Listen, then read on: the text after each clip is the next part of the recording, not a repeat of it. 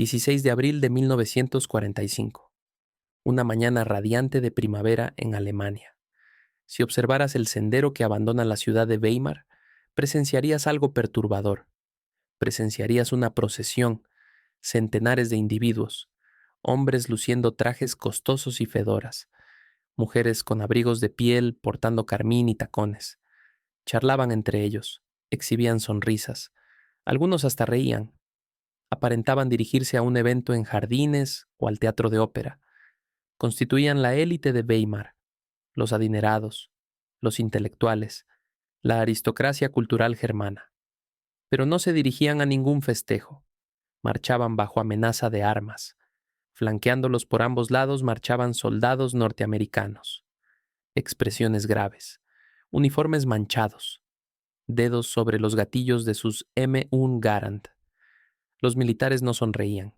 Escoltaban a estos distinguidos residentes colina arriba hacia Ettersberg, 5 millas más adelante, hacia un sitio cuya existencia los residentes negaban conocer, un sitio denominado Buchenwald. Los residentes protestaban durante la caminata. ¿Por qué nos obligan a esto? Esto constituye un ultraje. Mi calzado se está arruinando. Consideraban que era propaganda aliada. Pensaban que los norteamericanos exageraban todo. Se creían completamente inocentes. Pero el general George S. Patton sostenía otra perspectiva. Había inspeccionado el complejo 2 días atrás. Había observado los crematorios. Había observado el zoológico que las SS edificaron para entretenerse mientras reclusos fallecían de inanición. Y había determinado que la inocencia proclamada por Weimar era mentira. Deseaba demolerla. Deseaba tomar a los ciudadanos más refinados de Alemania y hundirles los rostros en las cloacas putrefactas de su propio pasado. Proclaman desconocimiento. Perfecto. Organicemos un recorrido. Esta es la crónica de la procesión de la humillación. Es la crónica de cómo la capital cultural germana se transformó en vecina del abismo, y el instante en que las sonrisas desaparecieron de los rostros de la élite alemana permanentemente. Para comprender el horror de Buchenwald, primero necesitamos comprender la belleza de Weimar. Weimar no era simplemente otra urbe alemana. Representaba el espíritu de Alemania, la urbe de Goethe, la urbe de Schiller, el lugar donde nació el movimiento Bauhaus. Era una urbe de archivos, teatros y jardines. Los habitantes se enorgullecían de su civilización. Escuchaban a Beethoven, estudiaban filosofía, se consideraban la cumbre de la cultura europea. Y no obstante, apenas 5 millas más allá, colina arriba por un sendero pintoresco rodeado de árboles, funcionaba una industria de exterminio. El complejo de concentración de Buchenwald se fundó en 1937. Durante 8 años funcionó directamente bajo las narices de la élite weimariana. Los comandantes de las SS habitaban en residencias hermosas en las afueras. Sus cónyuges adquirían productos en las tiendas exclusivas de Weimar. Asistían a los mismos espectáculos musicales. El humo del crematorio se expandía sobre la urbe. Las cenizas se acumulaban en sus ventanas. Y aún así, cuando los norteamericanos arribaron, los habitantes de Weimar pronunciaron las mismas 4 palabras. Wir haben nichts gewusst.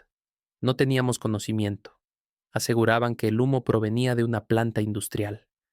Aseguraban que los individuos demacrados laborando en el ferrocarril eran trabajadores voluntarios. Habitaban en una cápsula de negación. Pero el 11 de abril de 1945, esa cápsula reventó. El tercer ejército estadounidense arribó. Cuando los blindados de Patton avanzaron hacia el sector, las SS escaparon. Los reclusos que permanecían con vida asumieron el control del complejo. Patton arribó varios días más tarde. Ya había presenciado Ohrdruf. Creyó estar preparado mentalmente. Estaba equivocado. Buchenwald era colosal. 20.000 reclusos permanecían allí. Esqueletos ambulantes, individuos pesando 60 libras. Menores que habían olvidado sonreír. Patton atravesó las puertas. Observó el montón de cadáveres en el patio central, centenares de ellos, apilados como leña, desnudos, piel amarillenta, ojos vacíos, Patton era un individuo curtido, era el legendario sangre y tripas. Pero esto lo quebró. Escribió en su bitácora: jamás he experimentado tal repugnancia en mi existencia. Esto no es combate, esto es demencia. Observó a los civiles germanos en las áreas circundantes. Araban sus campos, tendían su lavandería, ignoraban el hedor de muerte tan potente que los soldados norteamericanos estaban vomitando. Patton se dirigió al comandante del complejo. ¿Los habitantes de ese pueblo tienen conocimiento de esto? El comandante contestó: afirman que no, mi general. El rostro de Patton se tornó escarlata. Golpeó su vara contra su calzado militar. Están mintiendo, declaró, y voy a demostrarlo. Patton convocó al mariscal militar. Emitió una orden sin precedentes en la historia bélica. No solamente deseaba al alcalde, deseaba la élite suprema. Ordenó a sus MPs dirigirse a Weimar. Localicen a los más acaudalados, instruyó Patton. Localicen a los académicos, los abogados, los empresarios, las consortes de los políticos. Congreguen a 1000 de ellos. Los MPs se dirigieron a la urbe. Llamaron a las puertas de las mansiones. Visitaron los comercios. Comunicaron a los civiles. Realizarán una caminata. Vístanse apropiadamente. El general Patton los convida a visitar a sus vecinos cercanos. Los germanos estaban desconcertados. Algunos manifestaban furia. Soy médico, vociferaba un individuo. No puede darme órdenes. El MP simplemente apuntó su fusil. Comience a marchar. Era un espectáculo peculiar. Una columna de 1000 civiles elegantemente ataviados marchando colina arriba. Los norteamericanos conducían jeeps a su lado para garantizar que nadie huyera. El ambiente entre los germanos era relajado. Conversaban, algunas damas arreglaban su peinado. Lo trataban como una molestia, un teatro norteamericano absurdo. Sonreían hacia las cámaras fotográficas. No imaginaban lo que les aguardaba en la cumbre de la colina. La marcha consumió aproximadamente 2 horas. Cuando se aproximaban a la cumbre de la colina Ettersberg, las conversaciones cesaron. El viento modificó su curso y el olor los impactó. No era simplemente el olor de carne descompuesta. Era el olor de muerte antigua, rancia, densa, aceitosa. Se adhería a la garganta. Las damas dejaron de sonreír, extrajeron pañuelos, bufandas perfumadas, intentaban tapar sus fosas nasales, pero los MPs las empujaban hacia adelante. Continúen avanzando, sin pausas.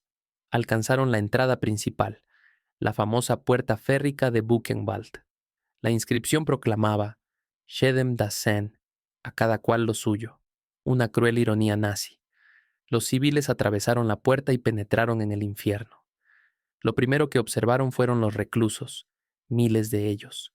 Permanecían detrás del alambre de púas, callados, observando. Estos eran los individuos cuya existencia los civiles negaban. Contemplaban los abrigos de piel y los trajes. Sus ojos estaban extintos. No gritaron, no atacaron, solamente observaron. Y esa observación era más terrorífica que cualquier arma. Los soldados norteamericanos establecieron un perímetro. Condujeron a los civiles hacia la primera estación del recorrido, el crematorio. En el patio del crematorio yacía un remolque. Estaba repleto de cadáveres, cuerpos desnudos esqueléticos. Sus extremidades estaban entrelazadas. Sus bocas permanecían abiertas en alaridos mudos. Los civiles se detuvieron abruptamente. El color se evaporó de sus rostros. Una dama con abrigo de piel llevó su mano a la boca. Comenzó a temblar. Después chilló, se desmayó, colapsó en el fango. Un MP norteamericano avanzó. No la asistió para levantarse, la empujó. «Levántese», ordenó. Todavía no ha presenciado nada. Este fue el instante en que la mentira del alemán decente fue aniquilada. Los textos históricos frecuentemente suavizan estos datos. Nosotros no lo haremos. Si consideras que la verdad necesita ser comunicada, independientemente de cuán desagradable resulte, presiona ese botón de suscripción. Ayúdanos a preservar la historia viva. Ahora, ingresemos a la cámara de torturas. Los norteamericanos obligaron a los civiles a transitar junto a los cadáveres. Los forzaron a observar. Si algún individuo giraba su cabeza, un soldado sujetaba su mentón y la reorientaba. «Observen», vociferaban. «Observen lo que permitieron». Los condujeron al interior de una edificación. Este era el laboratorio patológico. A las SS les agradaba conservar archivos médicos, pero también atesoraban recuerdos. Sobre una mesa, exhibidos como mercancía en un escaparate comercial, estaban los artefactos de las SS. Había 2 cabezas reducidas, cabezas de reclusos polacos preservadas. Había fragmentos de piel humana tatuada. La consorte del comandante, Ilse Koch, la bestia de Buchenwald, apreciaba los tatuajes.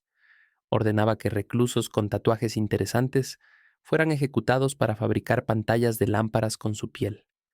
Los civiles contemplaban la mesa.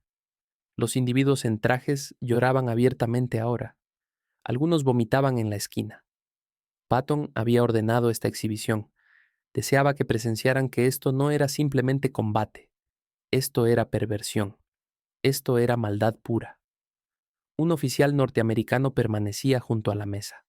Hablaba alemán perfectamente. ¿Proclaman desconocimiento? Estos fueron fabricados aquí en su vecindario mientras asistían al teatro, mientras bebían su café. Los civiles no tenían respuesta.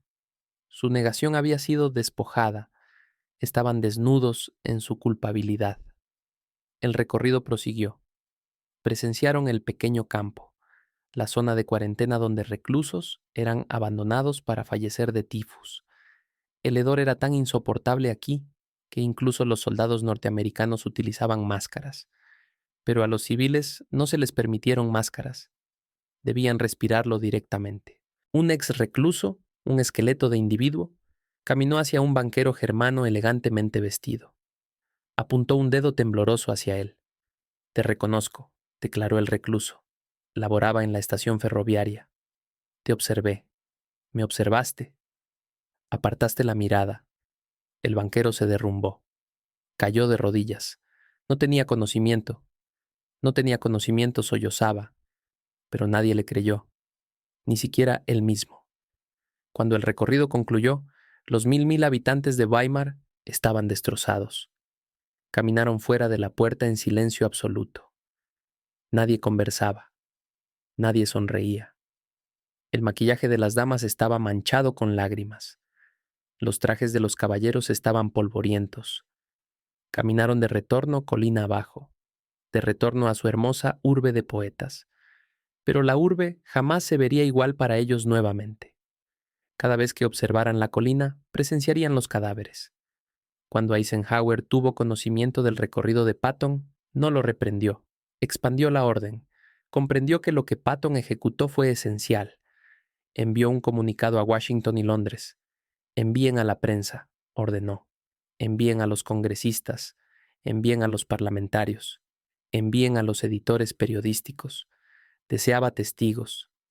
Famosamente declaró: «Las cosas que observé desafían descripción. Realicé la visita deliberadamente para estar en posición de proporcionar evidencia de primera mano de estas cosas. Si alguna vez en el futuro se desarrolla una tendencia a atribuir estas acusaciones meramente a propaganda». Eisenhower comprendía que los individuos intentarían negar el Holocausto. Comprendía que 50 años después, los individuos proclamarían que jamás ocurrió. Así que obligó a los germanos a ser testigos contra sí mismos. El impacto del recorrido forzado fue inmediato. Esa noche, de retorno en Weimar, la vergüenza resultó excesiva para algunos. Exactamente como en Ohrdruf, la culpabilidad cobró vidas. Varios habitantes prominentes que habían estado en el recorrido se suicidaron en los días subsiguientes. Comprendieron que su cultura, su educación, su civilización había fracasado en detenerlos de transformarse en monstruos. No podían existir con el reflejo en el espejo. Patton fue informado sobre los suicidios. No celebró, pero tampoco lloró. Simplemente declaró: «Excelente. Quizás el resto de ellos aprenderán». El recorrido forzado de Buchenwald es un instante que la historia jamás debe olvidar. Plantea una interrogante que todavía formulamos actualmente. ¿Cuánto conoce el ciudadano promedio sobre los crímenes de su gobierno? Los habitantes de Weimar no eran quienes apretaban el gatillo, no eran quienes activaban el gas. pero eran quienes apartaban la mirada, eran quienes permanecían callados. Patton comprendió que el silencio es complicidad. Comprendió que no puedes reclamar inocencia simplemente porque cerraste tus ojos. En ese día de abril de 1945, los obligó a abrir sus ojos. Y al ejecutarlo, obligó al mundo a abrir sus ojos también. Los habitantes de Weimar ascendieron esa colina como aristócratas arrogantes, descendieron como cómplices destrozados, y el fantasma de Buchenwald los acompañó a casa. La excusa "no teníamos conocimiento" todavía se utiliza actualmente. ¿Consideras que los habitantes realmente no tenían conocimiento o simplemente mentían para protegerse? Comparte tus reflexiones en los comentarios. Y si deseas presenciar la historia de cómo soldados norteamericanos tomaron venganza contra los guardias de las SS en Dachau, ese contenido viene después. Presiona suscribir para no omitirlo. Gracias por observar. Pero existe más en esta crónica que lo que los textos históricos usualmente relatan. Existen datos que revelan no solamente la monstruosidad de Buchenwald, sino también la psicología de la negación colectiva, la complicidad silenciosa de toda una sociedad, y la justicia brutal que Patton consideraba necesaria para romper esa negación. El complejo de Buchenwald no era secreto, no estaba oculto en algún bosque remoto, estaba en una colina, visible, accesible. El ferrocarril que transportaba reclusos atravesaba directamente Weimar. Los trenes se detenían en la estación principal. Los habitantes observaban a los individuos demacrados, a las mujeres y menores, siendo cargados en vagones. Observaban las condiciones, el hacinamiento, el terror en sus ojos, y no obstante, desarrollaron una narrativa conveniente. Eran criminales, eran enemigos del Reich, merecían estar allí, o simplemente no es asunto nuestro. El gobierno comprende lo que ejecuta. Esta negación activa, esta negación voluntaria, era lo que más enfurecía a Patton. No era ignorancia, era cobardía. Era la decisión consciente de no observar, de no conocer, de no actuar. Porque conocer requeriría acción, y acción requeriría coraje. Y coraje era algo que la élite de Weimar, por todo su refinamiento cultural, no poseía. Cuando Patton ingresó a Buchenwald, no solamente observó víctimas, observó un sistema que requería participación en cada nivel. Los ingenieros que diseñaron los crematorios, los contratistas que los edificaron, los trabajadores que los mantuvieron, los burócratas que procesaron los documentos, los banqueros que manejaron las finanzas, los comerciantes que vendían alimentos a las familias de las SS. Todos tenían conocimiento, todos participaron, todos se beneficiaron. El complejo empleaba centenares de civiles, secretarias tipificando reportes de muerte, guardias vigilando las puertas exteriores, conductores transportando suministros, cocineros preparando comidas para el personal de las SS, contadores manejando presupuestos, médicos civiles atendiendo al personal alemán. Todos habitaban en Weimar, todos tenían familias, todos conversaban en casa sobre su labor, quizás no sobre los detalles específicos, pero suficiente. El conocimiento del complejo permeaba la urbe como el humo de los crematorios, como el olor que nunca desaparecía completamente, como las cenizas que se acumulaban en los alféizares. Los niños de Weimar jugaban en parques desde donde podían observar la colina. Las mujeres tenían ropa y contemplaban el humo elevarse. Los hombres bebían cerveza en tabernas y escuchaban los rumores. Todos sabían, quizás no todos los detalles, pero sabían lo suficiente, y eligieron no actuar, eligieron no protestar, eligieron no arriesgar sus empleos, sus hogares, sus vidas cómodas, eligieron creer que no era su responsabilidad, que no podían hacer diferencia, que era mejor no involucrarse. Las SS no ocultaban Buchenwald porque no necesitaban ocultarlo. El régimen no consideraba que fuera algo vergonzoso. La población germana había sido condicionada durante años, condicionada a no formular interrogantes incómodas, a confiar ciegamente en la autoridad del Führer, a considerar que ciertos individuos, judíos, comunistas, gitanos, homosexuales, eslavos, no merecían humanidad básica, a creer en la superioridad racial aria, a aceptar que el fin justificaba los medios. El campo no era una vergüenza para ser ocultada, era política pública abierta, parte integral del nuevo orden que Hitler prometía, parte de la solución final al problema judío. Los discursos nazis hablaban abiertamente de eliminación. Los periódicos publicaban propaganda deshumanizante. Las leyes despojaban derechos sistemáticamente. Todo estaba a plena vista.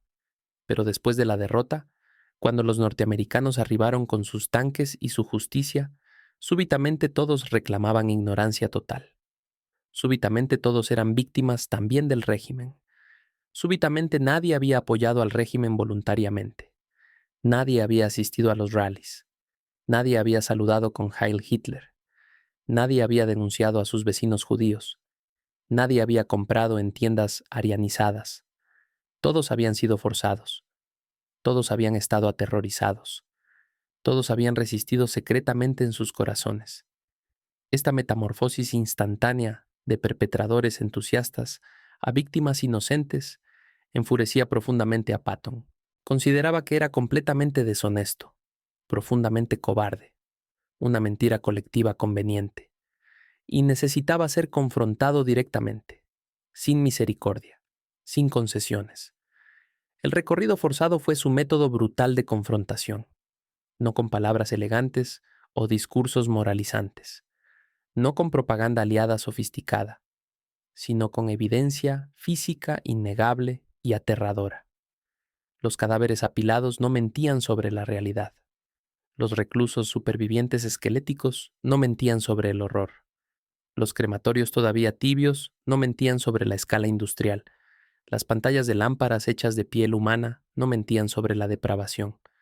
Todo era tangible, real, imposible de negar. Y al forzar a los civiles elegantes a confrontar esta evidencia directamente, físicamente, sin filtros ni distancia, Patton los forzó a confrontar su propia complicidad silenciosa, su propia cobardía moral, su propia elección de mirar hacia otro lado mientras el mal florecía a 5 millas de distancia. Algunos historiadores argumentan que el enfoque de Patton fue excesivamente severo, que castigó a civiles por crímenes que no cometieron directamente, que humillar a los germanos dificultó la reconciliación posterior. Pero Patton habría rechazado estos argumentos. No estaba castigándolos por crímenes que no cometieron directamente con sus propias manos. Estaba castigándolos por el crimen que absolutamente sí cometieron, complicidad silenciosa y activa. El crimen de conocer y deliberadamente no actuar. El crimen de beneficiarse económicamente del sistema mientras fingían ignorancia conveniente. El crimen de comprar productos fabricados por trabajo esclavo. El crimen de aceptar propiedades arianizadas robadas a judíos. El crimen de mirar hacia otro lado mientras sus vecinos, compañeros de clase, colegas, eran transportados hacia la muerte. El crimen de elegir seguridad personal sobre moralidad básica. El crimen de preservar comodidad sobre humanidad.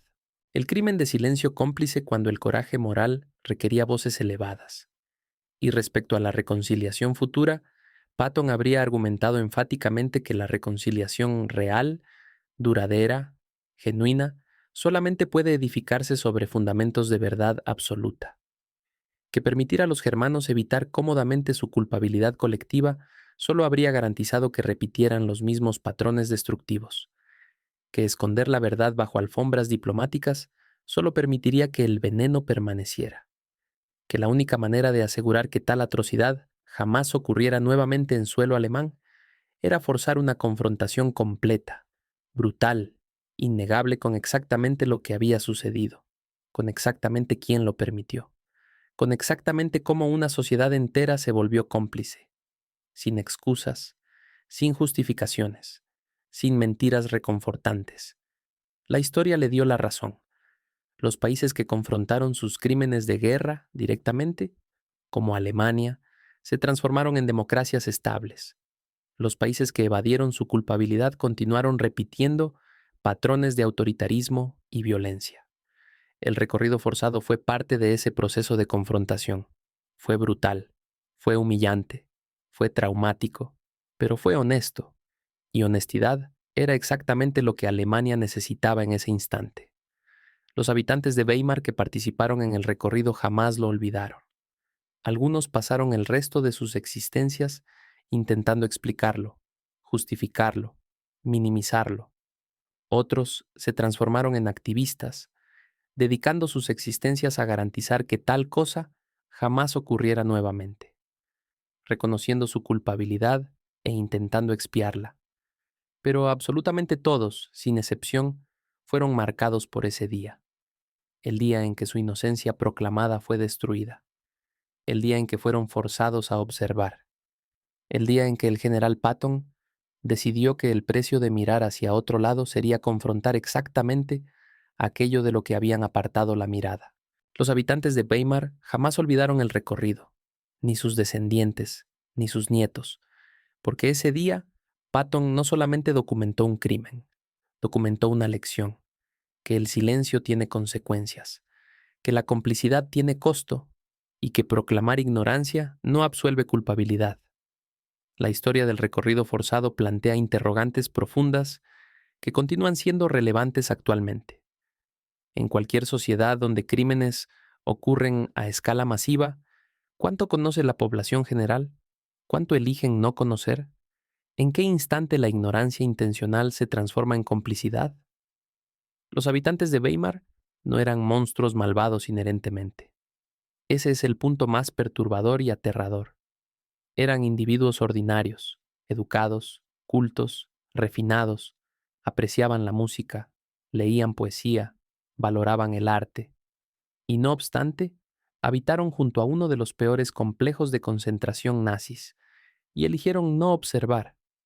Esto no ocurrió porque fueran estúpidos o incultos, fue porque la verdad resultaba profundamente incómoda. Aceptar la verdad habría requerido acción, y acción requeriría sacrificio, posiblemente peligro. Así que eligieron la narrativa más sencilla, la narrativa que les permitía conservar sus existencias cómodas, la narrativa de que no tenían conocimiento, que no era su responsabilidad, que no podían ejecutar nada de todas maneras. Patton destruyó esa narrativa en un día. Con un recorrido de pocas horas, demostró que absolutamente todos tenían conocimiento, que todos podían haber actuado, que eligieron no ejecutarlo y que esa elección los convertía en cómplices. El impacto del recorrido se extendió mucho más allá de Weimar. Cuando las fotografías fueron publicadas, cuando las crónicas fueron relatadas, forzaron a toda Alemania a confrontar la misma interrogante. ¿Qué conocíamos? ¿Qué ejecutamos? ¿Qué no ejecutamos? Y más allá de Alemania, el recorrido forzó al mundo a interrogar: ¿cómo prevenir esto? ¿Cómo evitar que poblaciones enteras se transformen en cómplices en crímenes masivos? ¿Qué estructuras, qué valores, qué educación se necesitan para garantizar que individuos digan no cuando confrontan el mal? Patton no tenía respuestas a estas interrogantes más amplias. Era un general, no un filósofo, pero comprendió algo fundamental: que confrontar el mal directamente, sin filtro, sin minimización, sin narrativa reconfortante, era esencial, que permitir que los individuos evadieran, negaran o racionalizaran solo garantizaba que ocurriría nuevamente.